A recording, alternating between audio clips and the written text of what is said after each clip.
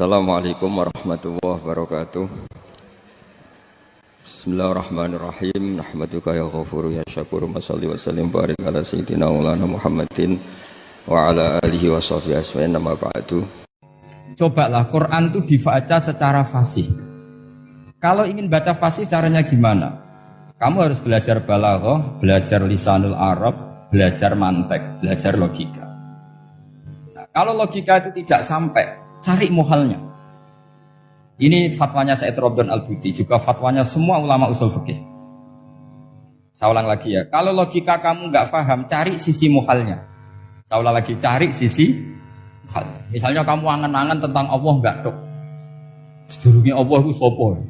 Misalnya kamu angan-angan gitu. Sama agama tentu itu dilarang, tapi orang filsafat tetap saja nyari itu. Lalu hentikan pencarian itu, yaitu tadi katakan saja hadhil maujudat yastakhilu ayyakhluqahal adam. Sesuatu yang maujud tentu enggak mungkin disebabkan oleh sesuatu yang tidak ada. Fa innal adama la yu'athiru aslan wa la yakhluqu aslan. Namanya sesuatu yang enggak ada pasti tidak berstatus pencipta. Namanya saja enggak ada. Akhirnya la buddha min ayyasbiqu hadzal alam maujudun. Maka alam ini harus didahului sesuatu yang maujud. Lah maujud ini yang oleh Islam disebut Allah Subhanahu wa ta'ala. Sudah selesai di sini. Tinggal delok TV, tinggal ngopi, turu sampai setannya setruk karena nunggu mau bikin was-was itu lagi. Loh, saya itu termasuk kiai paling sering lihat sinetron. Kadang ya lihat Mak Lampir itu sering sekali. Sampai istri saya itu protes, Gus, dengan kata orang banyak orang alim kok senengani delok Mak Lampir. Karena setan mau menggoda saya tentang berpikir Allah. Jadi dia ngenteni. Kok malah mikir Mak Lampir gitu. Setelah lihat Mak Lampir biasanya saya itu lapar, terus makan. Habis makan tidur. Setannya masih nunggu mau was-was. Ternyata saya habis bangun ngopi lagi. Kadang lihat berita orang ditangkap KPK, macam-macam. Ini penting saya utarakan supaya setan itu tidak menang. Jadi ciri utama setan itu kata Rasulullah SAW, setan ini goda umatku, hadhil jibal khalaqaha Allah, hadhil ardo khalaqaha Allah, hadhil bihar khalaqaha Allah, faman khalaqaha Allah. Itu makanya banyak orang jurusan filsafat keblinger karena tanya Allah itu siapa. Kata Rasulullah, jika sampai ini maka kamu harus berhenti. Lu berhenti tanpa dialihkan ke yang lain kan susah. Tinggal aja lihat dulu sinetron. Ya paling gampang ya Mak Lampir, kan ada takut-takutnya sedikit. Karena kalau lihat sinetron anak-anak milenial itu kalau ada artis cantik sampai nangis. Karena istri kamu tidak seperti itu. Jadi ini trik ya. Trik supaya melihat TV tapi tidak nyesal. Makanya saya milihnya Angling Darmo, Mak Lampir. Ya saya nggak mikir maknanya, butuhnya setan bin mangkol gitu. Karena ngenteni saya mikir itu, ternyata tidak mikir itu lagi. Jadi makom saya itu beda, sama-sama lihat sinetron. Mungkin saya jadi wali karena lihat sinetron. Mungkin ya. Makanya banyak wali itu nggak bisa diduga. Banyak orang jadi wali itu justru karena makan, justru karena melakukan hal-hal yang cara orang banyak itu salah. Itu Abu Yazid Al-Bustami itu pernah tanya sama Allah. Kapan nggak usah bayangkan caranya tanya gimana? Nggak wali ya nggak dok. Sudah nggak usah tanya itu. Tanya gini, ya Allah, orang seserdup saya dalam ibadah sedekat ini sama jenengan. Lalu saingan saya dekat jenengan masuk surga itu siapa? Sama Allah ditunjukkan orang yang tidur, itu tidur ya teman kamu yang tidur di kamar. Nggak terima Bu ya, ini gimana? Kok bisa setingkat saya orang tidak tidur itu? Yang saya ibadah terus istighfar terus. Tapi jawabannya Allah nih, woi ibadah terus itu mergo wedi aku. Jadi kan nganggep aku itu rodok-rodok jahat gitu. Iki tuh ratu mergo yakin aku apian, mulane ditinggal turu. Jadi sampean jangan tiru makom saya ketika tidur. Itu punya kelas khusus. Tapi jangan tiru, ini cerita saja, sampean ndak harus niru. Karena sampean kalau niru itu harus ada Abu Yazidnya. Abu Yazid sudah enggak ada. Tapi itu ilmu. Ilmu yang cocok enggak cocok harus kita kaji. Saya tadi jagungan sama beliau, sama Profesor Said Aqil Al-Munawar. Beliau cerita sebetulnya sekolahan saya itu tentang usul fikih, tapi terkenal saya Profesor Tafsir. Tapi saya suka ilmu usul fikih, meskipun korbannya ya banyak. Biasanya orang jadi liberal gara-gara ya usul fikih. Sebenarnya nggak perlu dipikir lah itu macam-macam. Begini, Dalam usul fikih yang mainstream itu kan ada hukum wajib, haram, makruh, terus macam-macam lah. Termasuk ada mubah. Mubah itu boleh dilakukan, boleh ditinggalkan. Dalam ilmu usul fikih sebetulnya definisi mubah boleh dilakukan, boleh ditinggalkan itu salah. Karena begini, setiap Anda melakukan sesuatu yang mubah, pasti di saat itu meninggalkan sesuatu yang haram. Saya ulang lagi ya. Itsma min mubahin illa wa yatahaqqaqu bihi tarku haramimma. Semua teks di lubul usul seperti itu. Memang saya hafalkan karena ini cara saya jadi wali yang mudah murah. Itsma min mubahin illa wa yatahaqqaqu bihi tarku haramimma. Fayatahaqqaqu bisukun tarkul qatli wa bisukut tarkul qadzaf. Terus beliau membuat sekian contoh. Hukum mubah itu kata ulama yang lain kan boleh dilakukan, boleh ditinggal. Itu tidak benar. Mubah itu ya wajib. Karena setiap kita melakukan mubah, maka saat itu berarti kita meninggalkan barang haram. Coba orang tidur itu artinya apa? Tidak zina, tidak maling, tidak selingkuh, tidak mabuk. Sampean di pondok nikmati jagongan, rokokan, ngopi. Artinya nikmati rokok, nikmati kopi. Tidak menikmati tontonan di bar. Makanya kita berharap malaikat itu belajar usul fikih sehingga ketika kita rokok di pondok dilihat hada taroka melihat bar, wahada taroka melihat dangdutan, wahada. Jangan sampai malaikat bilang gini, dasar kere rakra delok. Itu repot kalau sampai bergerak gitu.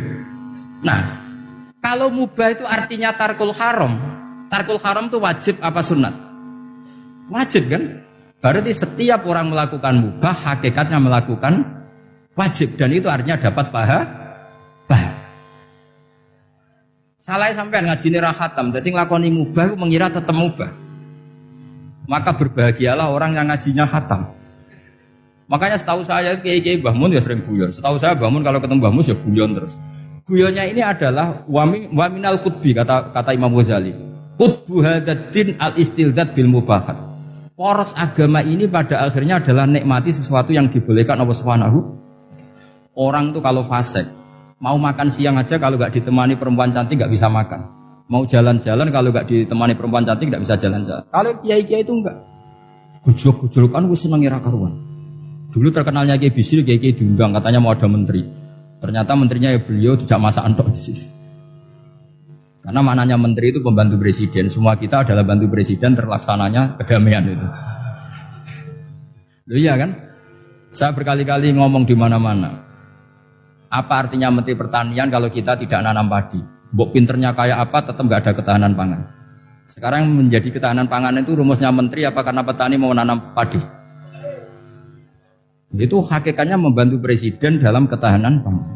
Cuma petani lebih keren karena tidak butuh digaji.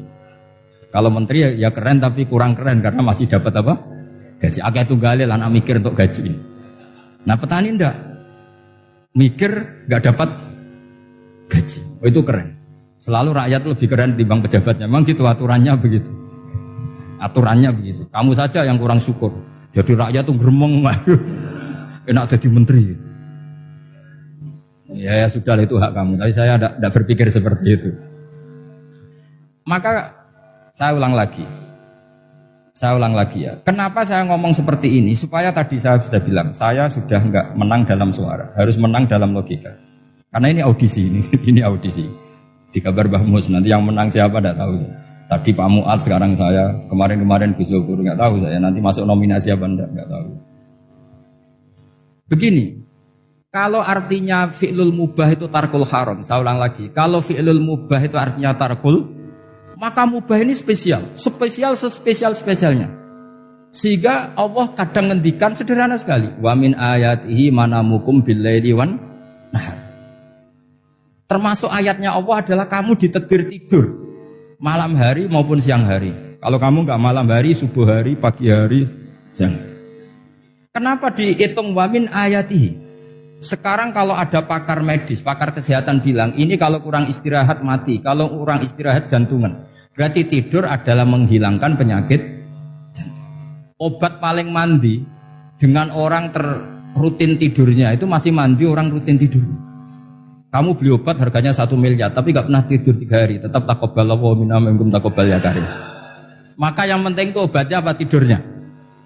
Tidurnya yang dibantu obat. Tapi kalau obat tok gak dibantu tidur, masih sakit. Berarti penting mana tidur sama obat? Karena penting tidur wa min ayatihi. Orang kayak sampean sering delok YouTube, delok gambar macam-macam. Barokah mana dengan tidur? Wong nak melek mripate delok macam-macam. Barokah tidur. Jadi tidur adalah perlawanan terhadap keinginan melakukan haraman. Ya, saya ulang lagi, tidur itu adalah perlawanan terhadap keinginan melakukan keharaman. Jadi kalau mau tidur nyati gini, ya Allah, siap tidak berangan-angan tentang maksiat terus tidur. Itu wa min ayatihi. Jangan kok gak di duit terus ngombe sing akeh ben iso ngantuk. Wah ini tidur yang untuk melawan kemiskinan. Supaya lupa utangnya tidur, lupa kasusnya, itu udah akan jadi wali yang seperti itu. Kalau jadi wali tak gugat itu. Nah, sehingga karena mubah itu tarkul haram, Allah itu sering menghitung ibadah yang super itu halal mubah. Misalnya Allah ngendikan kulu washrobu, kamu harus makan. Sekarang gini, jaga kesehatan itu wajib enggak? Wajib. Kalau saya tidak sehat tidak bisa ngaji di sini. Apalagi Mbah Mus kalau nggak sehat ditunggu orang se-Indonesia fatwanya. Dan di antara cara sehat kamu harus makan. Kalau nggak makan sakit. Lalu makan dengan posisi menyehatkan orang yang bisa fatwa, bisa mulang, bisa macam-macam. Posisi ini super apa tidak super? Super. Maka Allah kadang sederhana ngendikan ibadah itu kulu wasrobu jom kowe yo mangan yo. Tapi ayat ini menjadi tidak hebat kalau dibaca orang tidak pernah ngaji, enggak pernah ngaji usul fikih. Pangeran piye toh dirimo ngongkon mangan kowe dikongkokno kulu. Wis ra usah ngono yo wis mangan. Rusak Quran kena makna ngono iku rusak. Kamu tahu superiornya ayat kulu wasrobu kalau belajar fa inna fi'lal mubah berarti tarkul haram karena saat melakukan mubahnya tarkul haram. Dan tarkul haram itu penting. Sekarang gini, merusak diri sendiri haram apa enggak? Haram. Untuk supaya tidak rusak kamu harus makan. Berarti makan wajib apa sunat? Wajib. Lho sing haram itu kalau tulung piring dintekno. Nah, dengan cara pemaknaan seperti ini, Quran akan superior. Bahkan di ayat-ayat yang kelihatannya sederhana, kulu washrobu, wala tusrifu. Ketika Nabi Musa dimenangkan mengalahkan Fir'aun, itu Allah firman pertama gitu, kamu harus makan mimma rozaqnakum. Cuma syaratnya wala tatghaw fihi fayakhilla alaikum ghadab. Kalau kamu berlebihan nanti dapat ghadab saya. Nah khawatir saya kalau ilmu ini sudah hilang terus ayat-ayat yang biasa tentang kemanusiaan dikira biasa. Padahal ayat ini super, misalnya nikah. Nikah itu oleh Allah, perempuan yang kita nikahin itu oleh Allah disebut surga. Saya punya bukti, misalnya gini ayat ya, wala tangkihul musyrikati hatta yu'min wala amatum mu'minatun khairum min musyrikati walau a'jabatkum. Terus terusannya ayat wala tangkihul musyrikina hatta yu'minu wala abdu mu'minun khairum min musyriki walau a'jabakum. Terusannya ayat ulaika yad'una ilan nar. Para musyrikah yang ingin kamu nikahi karena mereka non muslim atau kafirah atau musyrikah itu hanya mengajak kamu masuk neraka. Maksudnya ngajak itu kan bisa saja kamu tertarik perempuan tadi sampai kompromi merubah akidah kamu. Terusannya ayat wallahu yad'u ilal jannah. Harusnya dengan perbandingan kamu jangan menikahi musyrikah. Logika perbandingannya kan wawaw yad'u ila nikahil mu'minah. Saya ulang lagi, harusnya muqabalahnya kan wawaw yad'u ila nikahil mu'minah. Allah mengajak kamu supaya menikahi mu'minah. Tapi kata mu'minah sama Allah diganti wawaw yad'u ilal jannah. Allah mengajak kamu masuk surga. Ila nikahil mu'minah. Artinya gini, setiap kamu hubungan intim sama istri kamu itu adalah menjadi kamu tidak zina. Jadi kalau kamu tidak zina, barokahnya istri kamu ini penopang kamu masuk surga. Makanya Rasulullah pernah ditanya, ibadah itu apa saja? Nabi secara ringan diantara jawabannya, wa fi buti ahadikum shadaqah. Sudah kamu ngumpul istri kamu itu ya ibadah. Terus kata sahabat-sahabat, ya Rasulullah ayati ahaduna syahwatahu wa walahu ajrun. Yang benar saja Rasulullah, masa urusan gitu dapat pahala gitu. Nabi jawabannya ya enteng, alai salawatu fi haramin aka'ana ali wisrun. Kalau dia salah yang dikeloni kan ya dosa. Berarti kalau ngeloni yang benar juga pahala. Berarti istri kamu itu jannah surga. Cuma jannah yang agak aneh karena rewel itu agak aneh. Jadi itu jannah yang agak aneh. Maka supaya jannah ini tidak aneh, kata Rasulullah itu cara bersuami istri itu kata Rasulullah halla jariyatan tula ibuka wa tula ibuka. Sebagian riwayat halla jariyatan tudhahikuha wa tudhahikuka. Kamu cari perempuan yang gampang guyon, gampang rileks. Mula abah itu rileks, mudhahaka ya rileks. Saya berkali-kali cerita, saya ini termasuk orang yang nggak pernah diskusi penting sama istri saya. Karena takut tegang. Biasanya kalau tegang itu yang suaminya kalah. Jadi saya itu nggak pernah diskusi penting. Saya kemarin mau ke Pasuruan ya, mau ke Peloso itu ditanya mau kemana? Ya tidak tahu. Terus pulangnya kapan? Ya nggak tahu. Wong kok rohan. Ya saya senang saja. Nggak roh itu artinya kan bodoh. Orang bodoh itu nggak mukallaf, artinya nggak dosa kata saya. Jadi saya ngambil hikmahnya saja. Anda takut? Ditakoi kok jawabannya ora jelas. Ora jelas itu misteri. Memang dunia itu penuh misteri. Pokoknya tak itu. Pokoknya yang kira-kira itu jadi tidak penting. Rasulullah tuh kalau debat sama istrinya ya milih gitu, milih mula abba mudhahaka. Saya punya sekian cerita betapa Rasulullah tuh rileks ngadepin cemburu-cemburunan. Sayyidah Khadijah tentu orang yang super bagi Rasulullah. Sampai ketika adiknya Sayyidah Khadijah, kalau nggak salah namanya itu Halah itu. Kalau datang itu Rasulullah itu menjamu karena mengingatkan suara Khadijah. Kalau muji Khadijah itu sudah langit Rasulullah. Sehingga Aisyah itu cemburu. Bagaimana Anda selalu muji Khadijah? Waqad abdalaka wa khairan minha. Allah mengganti yang lebih cantik ketimbang Khadijah dan lebih muda. Maksudnya Aisyah. Kenapa masih muji yang sudah meninggal? Tua lagi kan. Gantian Sayyidah Fatimah yang tersinggung karena ibunya ditua-tuakan. Itu ketika Fatimah cemburu, mangkelnya sama Sayyidah Aisyah. Mangkel manusiawi loh. Enggak usah kamu jadi Syiah terus benci Aisyah itu. Karena kalau kamu jadi benci Aisyah berarti kamu nganggap Aisyah itu salah. Dan itu efeknya di Rasulullah, berarti Rasulullah milih istri yang salah. Makanya kita ini madzhabnya ahli sunnah. Abu Bakar tidak mal'un. Kenapa tidak mal'un? Kalau kamu bilang Abu Bakar mal'un berarti Rasulullah salah pilih teman. Umar tidak mal'un karena Rasulullah pasti milih teman yang benar. Begitu juga milih istri yang benar. Dalilnya tidak usah jauh-jauh. At-thayyibatu lit-thayyibi. At-yabut thayyib tentu Rasulullah. Berarti istrinya pasti thayyibah.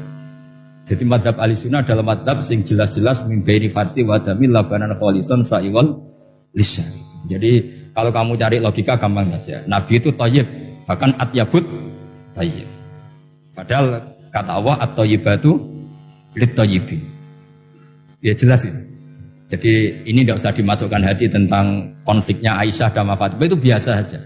Yang satu bela ibunya, yang satu bela dirinya. Sebenarnya Aisyah itu nggak niat ngiritik Khadijah, ingin diperhatikan Rasulullah saja. Terus ketika Sayyidah Fatimah matur ya Rasulullah saya supaya ngalahkan Aisyah itu gimana? Karena ibu saya sudah meninggal ya memang cantik dia, muda dia. Dan tahu betul orang kalau Nabi itu sangat mencintai Aisyah. Kata Rasulullah bilang gini saja, tetap hebat ibu saya. Karena ibu saya dapat Rasulullah rondo untuk Joko. Kowe ayu kaya apa iku untuk dudo. Jadi rileks saja Rasulullah. Akhirnya ya semenjak itu enggak ngeritik lagi. Bahaya ini kalau ngeritik. Khadijah itu kan sudah umur 40 tahun. Janda dapat Joko. Aisyah perawan untuk dudo. Keren mana? Keren Khadijah. Jadi tidak semua masalah itu Nabi itu menyelesaikan cara ekstrim. Nabi itu biasa mula apa? Santai rileks. Nah, kalau para mbak-mbak ini ingin jadi surga yang enggak aneh, syaratnya jangan rewel karena di surga itu enggak boleh ada orang rewel. Tapi kalau enggak rewel sementara suami kamu enggak benar, ini namanya goblok. Maka kata Mbah Mun kalau ngijazahi santri-santrinya, "Jong bojomu kudu rewel, enggak ngono fakir," kata Mbah Mun. Tapi santri yang di belakang gremeng, "Iya, Mbah, nak fakir, nak jantungan mati." Makanya sering itu. Jadi di antara ulumil Quran itu ada istilah maudhi'ul mutmar mengganti maudhi'ud dhamir atau maudhi'ul lafzi menggantikan lafdan akhar. Itu memang agak jadi medhi ilmu tafsir, tapi bagi pelakunya itu menjadi gampang. Ya tadi, ketika Allah melarang nikah hal musyrikah, saya ulang lagi. Ketika Allah melarang nikah hal musyrikah, normalnya perbandingannya kan wallahu yad'u ila nikahil mu'minah. Tapi sama Allah digenti, wallahu yad'u ilal jannah. Itu menunjukkan bahwa nikahul mukminah adalah al jannah. Karena kamu hubungan intim ya ibadah. Diwamuk kowe sabar ya ibadah. Nafakoi ya ibadah. Neng-nengan kejahatan senjata juga ibadah. Seru Bang, neng-nengan itu seru. Karena memang di antara sistem tubuh kita itu butuh masa-masa jeda. Mari cerdas. Karena tubuh kita ini tidak hanya butuh seneng, tapi juga butuh susah. Susah itu melahirkan kearifan. Jajal bojomu tahu minggat, mesti kearifan kamu meningkat. Jadi minggat itu ya penting. Nikmati saja. Udah ini saya nggak ngajari keburukan. Memang seperti itu. Nah saya berharap ilmu usul fikih ini tidak boleh hilang. Karena dengan ilmu usul fikih kita tahu mubah adalah tarkul haram dan tarkul haram adalah wajib. Maka Allah sering sekali membicarakan sesuatu yang mubah itu superior. Kayak tadi wa min ayatihi manamukum billaili wan. Nah, termasuk ayatnya Allah adalah kamu itu tidur. Cara berpikir tadi, kalau saya tidak tidur sakit, kalau sakit habis biaya banyak. Sementara tidur hanya butuh seperti ini.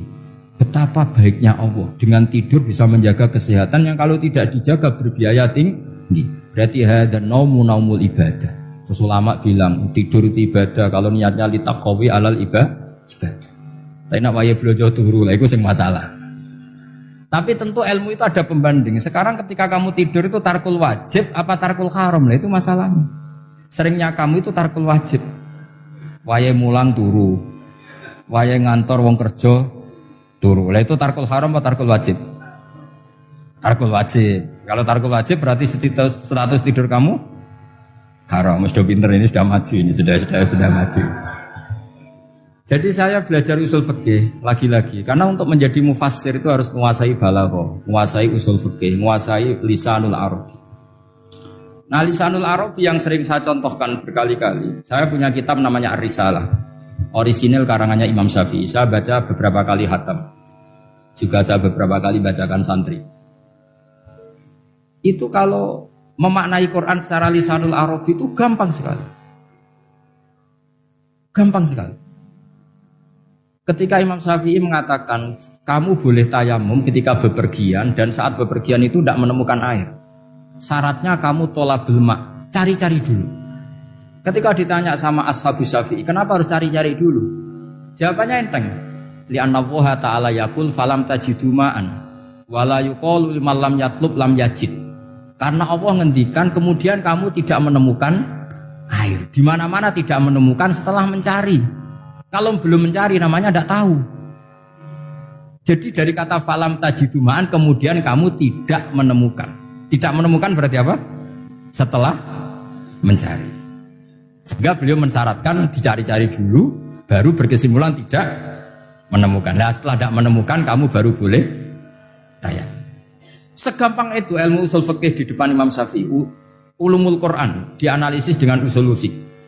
Ketika ditanya kenapa Anda mensyaratkan nikah itu pakai wali? Ayatnya apa? Kalau hadisnya jelas la nikaha illa biwaliyin mursyidin. Ayatnya apa? Imam Syafi'i secara enteng baca ayat fala ta'duluhunna ayyankihna azwajahunna idza taradu bainahum bil ma'ruf. Jika wanita yang kamu waleni, saya ulang lagi, jika perempuan yang kamu walikan, misalnya kamu punya anak yang umur 20 tahun ingin nikah sama seseorang. Sing seseorang ini layak. Ya misalnya kiai ya apal alfiyah. Tadi kata Mbah Mus itu muridnya Mbah Khalil itu alfiyah diwolak-walik apa. Saking seringnya belajar alfiyah kata beliau sampai santri apal alfiyah wolak-walik tapi ra roh carane jamak kosor. Karena dulu pondoknya mau pondok nahwu. Jadi kayak di ngelirap itu. Tonggone nganti apal fa'ala yaf'ulu fa'lan. Cinone weh apal saking bedino itu ujiane ra selawatan. Fa'ala yaf'ulu fa'lan wa ma fa'lan wa huwa fa'ilun. Jadi pondok ya macam-macam. Itu saya tadi sampai mana itu? Tentang apa? Wali nikah tadi. Di bab fikih, saya ulang lagi di bab fikih. Itu kata Allah, jika perempuan yang kamu walikan itu ingin nikah, fala ta'duluhunna, jangan kamu larang. Kata Imam Syafi'i, kalau seorang wali tidak punya hak mewalikan, maka larangan jangan menghalangi itu tidak ada gunanya. Misalnya gini, Zaid itu tidak punya utang saya. Saya ulang lagi, Zaid tidak punya utang saya. Memang ini ilmu logika. Zaid tidak punya utang saya. Terus sampean bilang ke saya gini, Gus Bah, Zaid ojo tagih. Itu omongannya wong aneh apa enggak? Aneh kan? Tapi kalau Zaid punya utang saya 1 juta, terus kamu menasihati saya, Gus, Zaid ojo tagih. Benar apa enggak? Wali itu punya hak melarang. Saya ulang lagi, wali berarti punya hak melarang putrinya tidak nikah. Sehingga diperintahkan Allah, kamu jangan pernah melarang. Berarti punya hak melarang. Kayak tadi, Gus ojo tagih, berarti aku dia hak nagih. Misalnya otoritas bandara ATR, pesawat Boeing sekian-sekian Lion, bolehkan landing di sini. Karena operatornya punya hak melarang, juga punya hak mengizinkan. Tapi kalau orang lain kamu bilangin pesawat Lion nggak boleh landing di Semarang, orang lain yang nggak terkait dengan otoritas itu, aneh nggak omongan itu? Aneh. Kalau wali dilarang menghalangi perempuan ingin nikah harus memberi izin maksudnya, maka berarti wali punya hak menikahkan. Paham yang saya maksud? Makanya Imam Syafi'i mensyaratkan seorang perempuan yang nikah harus pakai wali. Jadi segampang itu. Kitab Ar-Risalah menerangkan ulumul Quran. Dan dalam banyak hal ulama dulu itu, makanya saya tadi berjanji, karena Quran itu bisa kamu baca fase, kamu dengerin suara enak ya enak, kamu dengerin logika yang enak ya enak. Jangan sampai kamu udah dua-duanya. Suaranya sudah ada enak, logikanya tidak enak, itu kacau namanya. Ketika Imam Syafi'i ditanya, bagaimana hukumnya uzubah? Uzubah itu gak nikah. Padahal ada hadis faman rohiba an sunnati falesa. Kata Imam Syafi'i ya gak apa-apa. Kenapa? Fa inna Allah ta'ala dzakara 'abdan sholihan wa qala wa sayyida wa hasura wa nabiyya minas sholihin. Allah menyebut nabi yang soleh, dan di antara nabi yang soleh itu ada yang berstatus hasur. Hasur itu tidak ada keinginan sama perempuan, akhirnya tidak nikah. Berarti tidak nikah itu boleh karena ada nabi yang tidak nikah. Segampang itu dulu. Saya punya kitab, saya ini baru gencar-gencarnya kampanye kitab Syajaratul Ma'arif. Karena memang kitab itu bagus, menurut saya simpel dalam memahami Quran. Jadi anggap saja ini bentuk penghormatan saya sama Ki Bisri yang sudah mengkhidmai, mengenalkan ulumul Quran lewat tafsir Al-Ibris. Yang Ki Misbah punya tafsir Al-Iqlin. Memang dua beliau itu kalau yang satu ngarang terjemah Alfiyah, yang satu yang ngarang satu. Ini dua kutub yang berbeda, yang satu sangat rileks, yang satu sangat seperti itu, nggak usah diterjemah nanti jadi repot. Itu ulumul Quran yang ditulis Syajaratul Ma'arif itu gampang sekali. Misalnya begini, beliau bikin judul Babu Nafil Ibad Bikullil Bilad. Bab seseorang harus manfaat kapan saja dia berada. Itu terus beliau qala ta'ala wa ja'alani mubarakan ainama kuntu. Ciri utama para nabi itu ngendikan wa ja'alani mubarakan ainama kuntu, saya dijadikan di mana-mana itu berkah. Jadi seseorang hidup harus di mana-mana manfaat. Terus ketika beliau ngendikan babun la yutrakul haqqu li ajril batil, bahwa kebenaran tidak boleh ditinggalkan hanya karena ada banyak kebatilan. Beliau terus ngendikan inna sofal marwata min sya'airillah faman hajjal baita wa atamara fala junaha alai ayat tawafa bihim. Jadi di Sofa itu ada berhala namanya Isaf. Di Marwah ada berhala namanya Na'ilah, atau sebaliknya pokoknya Isaf dan Na'ilah. Terus sahabat kalau mau sa'i itu merasa dosa karena harus melewati berhala-berhala itu. Sehingga mereka tanya, ya Rasulullah, saya ini tetap tawaf gak? Padahal di tempat-tempat itu ada berhala. Terus kata Allah, tetap tawaf. Nah, tetap tawaf ini artinya apa? Melakukan barang hak meskipun di situ banyak kebatilan. Nah, itu manhajnya para orang-orang alim kita. Mbah Mus itu ya berkawan sama orang yang macam-macam. Kamu tidak usah ngeritik, itu fikihnya sudah kelas tinggi. Fikihnya tuh la yutrakul haqqu li ajlil batil. Saya di mana-mana cerita. Saya punya kitab namanya Khilyatul Auliya wa Tabaqatul Asfiya. Itu syarat kamu kalau daftar wali harus punya kitab itu. Khilyatul Auliya wa Tabaqatul Asfiya. Itu karangannya Abu Nu'aim Al-Asfihani. Kitab itu yang jadi indukan Ihya ketika menyebut manaqibul akhyar. Kita tahu Ihya kalau bab tasawuf mengikuti Kutil Qulub yang dikalang Abu Thalib Al-Makdi. Kalau fikih tentu beliau mengikuti Imam Haromen gurunya, yaitu kitab Nihayatul Matlab fi Dirayatil Madhab.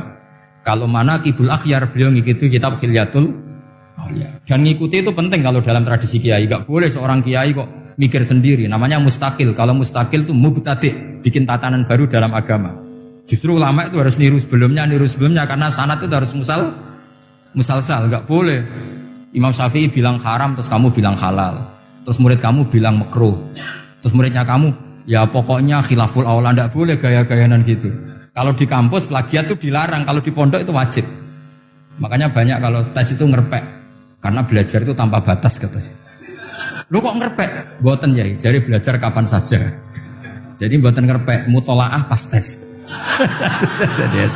Kacau tuh santri itu. Mutolaah tapi pas apa? Tes. Itu dalam kitab Khilyatul Auliya diterangkan. Uniknya rawinya itu siapa? Sufyan bin Uyainah, orang yang sangat khusyuk. Gurunya Imam Syafi'i. Kita tahu Imam Syafi'i punya guru zaman di Mekah itu namanya Muslim bin Khalid Az-Zanji. Dalam hadis ngikuti Sufyan As-Sawri sama Ibnu Uyainah. Tapi beliau intisabnya lebih ke Imam Malik ketika ngaji apa? Muwatta. Terus beliau punya guru usul fikih namanya Muhammad bin Hasan Asy-Syaibani. Itu Sufyan bin Uyainah dalam kitab itu diceritakan. Pernah suatu saat Isa sama Yahya, ini supaya saya tahu fikihnya Mbah Mun, fikihnya Mbah Mus. Isa sama Yahya itu satu nabi yang sama-sama muda, yang satu angkatan. Saya berkali-kali cerita, nabi yang satu angkatan itu ada 3, tapi yang 2 ini gak level, yaitu Ibrahim dan Lot. Tapi gak level karena Lot itu adalah pernah keponakan siapa? Ibrahim.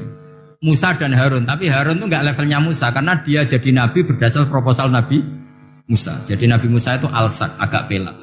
Jika beliau kalau menjelaskan kesulitan terus pakai jubir. Makanya kemarin-kemarin itu ada wali yang kalau ngomong pakai apa? Jubir. Akhirnya Nabi Musa ngendikan apa? Waj'alli waziran min ahli Haruna akhi usdud bihi azri wa asyrikhu fi amri. Ya Allah, saya ini lisannya agak pati fasih. Tolong Harun sing huwa afsahu minni lisanan. Yang lisannya lebih fasih tolong jadikan nabi. Sama Allah dituruti, Harun jadi apa? Nabi. Tapi yang dapat wahyu Musa, jadi dia hanya jubir. Makanya seangkatan tapi tidak level. Yang seangkatan level itu hanya Yahya dan Isa. Nabi Isa kita tahu berstatus wa yukallimun nasa fil mahdi wa kahla. Jadi mulai kecil sudah pinter. Nabi Yahya ya gak kalah keren. Ya Yahya khudil kitab bi quwwah wa atainal hukmah sabiyah. Ketika kecil sudah pinter. Jadi ini rivalitas dalam ilmu. Makanya khilaf itu penting. Jangan gontok-gontokan, berarti ratau ngaji. Khilaf itu penting. Nabi Yahya itu kalau jalan-jalan sampai Nabi Isa, itu yang Nabi Yahya mesti tanya, Aina khiyarun nas, rumahnya orang baik mana? Saya mau nginep di situ. Mesti tanya gitu kalau di satu perkampungan yang beliau-beliau sedang jalan-jalan. Tapi kalau Nabi Isa tanyanya aneh, Aina syirarun nas, wong sing elek-elek manggone nang ndi? Akhirnya ini kan terjadi debat, tapi karena sama nabinya ya tidak debat kusir terus kubu-kubunan. 0 berapa sama 0 berapa, enggak, ini sama ya sama-sama 0-0, sama-sama orang ikhlas itu 0-0. Sama lama terus debat kecil. Kenapa kamu tanya aina khiyarun nas? Mana orang-orang baik? Jawabnya Nabi Yahya, ya kumpul orang baik itu enak, nyaman, teduh, enak lah.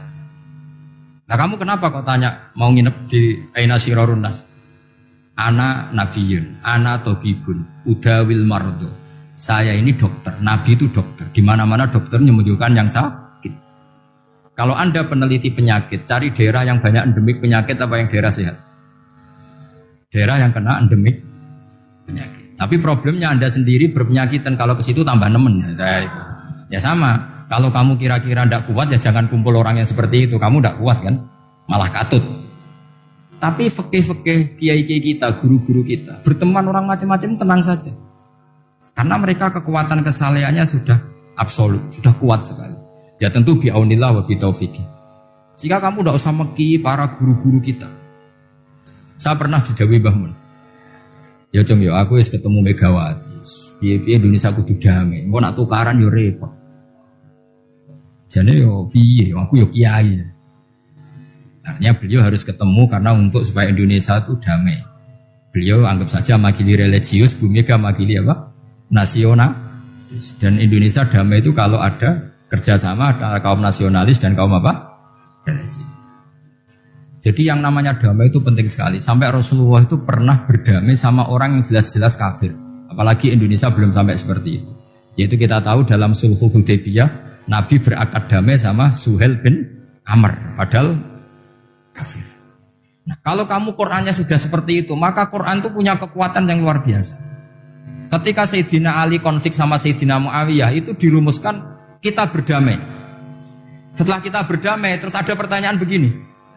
Lalu orang yang sedang konflik itu nak ketemu raine, roh raine wis ra seneng. Ning dinggon jenenge konflik ketemu raine wis ra seneng. Oke, kita pakai mediator, kata Sayyidina Ali. Akhirnya Sayyidina Ali pakai mediator, Muawiyah pakai mediator. Terus orang Khawarij bilang, dalilnya apa mediator itu? Enggak ada Qur'annya. Itu orang Khawarij. Sama enggak usah tanya, kalau orang sekarang yang apa Gus? Wah itu mari fitnah, itu provokator berarti tanya gitu. Singkat cerita, terus Sayyidina Ali itu agak marah. Karena beliau terbentuk oleh Qur'an. Itu spontan Sayyidina Ali baca ayat wa in khiftum shiqaqa bainihima fab'atsu hakaman min ahli wa hakaman min ahliya. Jika suami istri menghadapi konflik, di mana-mana konflik roh raine kan gak seneng. Maka yang keluarga lelaki kirim mediator, yang keluarga perempuan kirim. Terus dari Sayyidina Ali, wa ummatu Muhammad a'dhamu min amri rajulin wa imra'atin. Umatnya Muhammad lebih serius ketimbang urusan lelaki dan perempuan. Wong suami istri saja kalau konflik butuh mediator, apalagi hadhil ummah. Segampang itu mereka istidlal. Jadi mediator dalilnya mana ya? Dalilnya wa in khiftum shiqaqa bainihima fab'atsu hakaman min ahli wa hakaman min ahli. Dulu Quran itu seperti itu. Ya sekarang problemnya Quran itu tidak dikaji seperti itu, sehingga fasihul ibarat atau fasihul akli atau balaghatut ta'aqqul itu enggak ada. Makanya saya ini pengagum kitab Ibnu Hajar al-Asqalani yang nyarai Bukhari.